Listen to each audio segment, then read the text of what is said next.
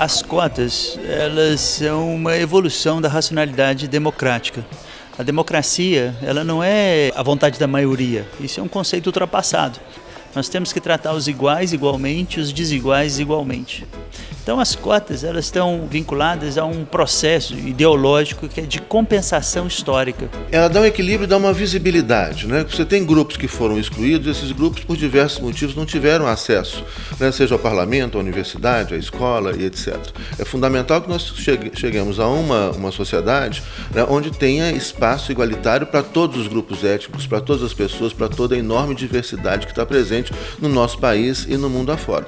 Está longe de promover a igualdade pretendida. Pelo contrário, incita a racialização na medida em que cria guetos de cidadãos brancos e de cidadãos negros. E você poderia ter outros mecanismos para poder integrar os negros que não fosse a partir de cotas raciais. E eu acho que a cota ela não atinge isso. Não adianta você pegar só para a cota e colocar na universidade. Isso pode, num primeiro momento, fazer uma grande correção com uma geração. Mas nós vamos eternamente pegar a segunda, a terceira, a quarta, a quinta geração e apenas fazer isso e continuar com os mesmos problemas de base, com uma educação que não é igual, com uma oportunidade que não é igual, com uma cultura que não é igual. Então, eu sou favorável às cotas como um mecanismo de transição. Eu vejo como de uns tempos para cá, e principalmente de uns 15 anos, 12 anos para cá, né, a gente vai ver aumentando gradualmente, ainda não como deve ser, mas vai aumentando a participação de outros grupos sociais, étnicos, que não tinham participação na universidade. E isso melhora a qualidade da universidade. Isso me lembra o Tribunal de Nuremberg. Isso me lembra as leis raciais de Nuremberg, quando lá no estado nazista de Hitler, ele quis implementar por meio de lei quem era na época judeu e quem era alemão. Curioso, estranho argumento.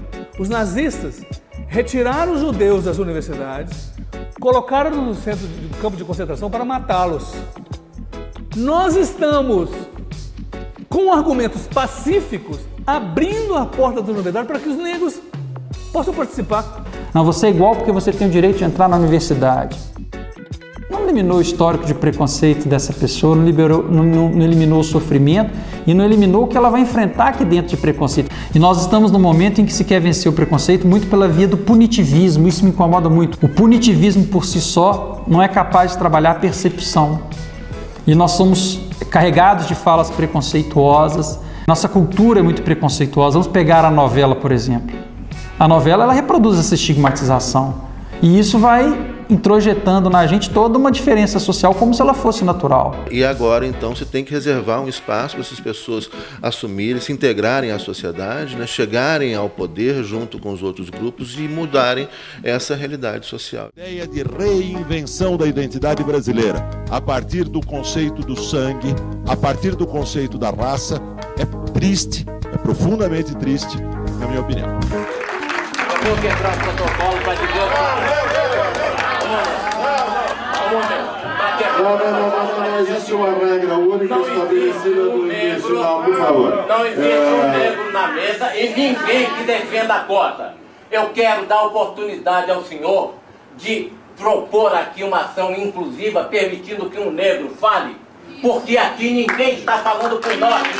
Está todo mundo falando contra. Então, atenção. Aqui não é lugar de comício. Não é comício. Aqui não é lugar de comício. Aqui não é lugar de comício. Dá licença que o senhor está sendo mal educado. É isso que nós sofremos sempre. É isso. Ele achou que eu estava que eu participo de um movimento negro e que fui lá com o grupo. Ainda que tivesse ido, estaria no meu direito, porque ele levou o grupo dele e acha que é tudo normal. E ali eles fizeram exatamente isso. Nos encurralaram, nos entrincheiraram e disseram, agora fiquem quietos.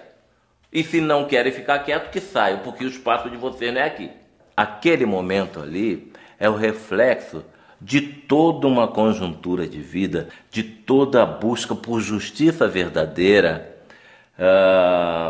e reparar aquilo que precisa e necessita ser reparado em todos os matizes de nossa vida. O senhor disse que não trataria de Não, por favor, dá licença. É assim que acontece. É preciso que se dê uma... Você pegar a cota pela vista da pessoa bem intencionada e falar assim, olha, mas eu dei a oportunidade de uma pessoa trabalhar. Agora, pergunte para essa pessoa se ela está se sentindo útil verdadeiramente. Pergunte se aquilo fez essa pessoa que está sendo beneficiada, na minha visão, dá para ela um sentimento de igualdade. Essa pergunta tem que ser respondida também. Quando houve a abolição da escravidão, a mais tardia do mundo, não se tomou providência alguma para criar a inserção, né, dos descendentes de escravos dentro do mercado.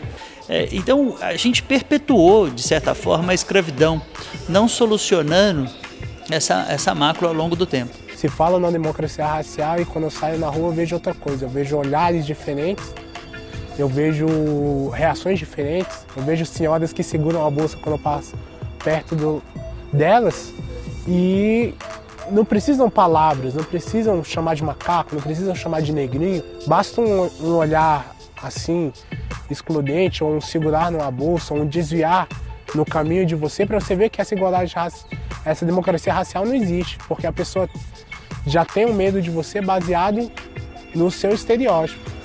Então, o nosso processo histórico, ele colocou grupos sociais em condições diferentes. Se nós não fizermos nada para resolver isso, nós vamos perpetuar essa segregação. Nós temos que despertar essa consciência, nós temos que mudar essa configuração da sociedade brasileira. Se não for assim, nós vamos estar com cota numa sociedade excludente e desigual. Eu acho que a gente tem que imediatamente construir outra sociedade. Uma sociedade sem discriminação, onde todo mundo tenha efetivamente a oportunidade de escolher o seu caminho, de participar da educação, de participar da vida política, e isso tem que ser para agora. As cotas, elas já têm uma virtude. Olha que coisa bem pensada, gente. Ela levantou a discussão. Não fosse ela, eu não estaria aqui falando com vocês hoje. Um ninho, nem que seja no peito um do outro. Passarinho, soltos a voar, dispostos a achar. Um ninho, nem que seja no peito um do outro.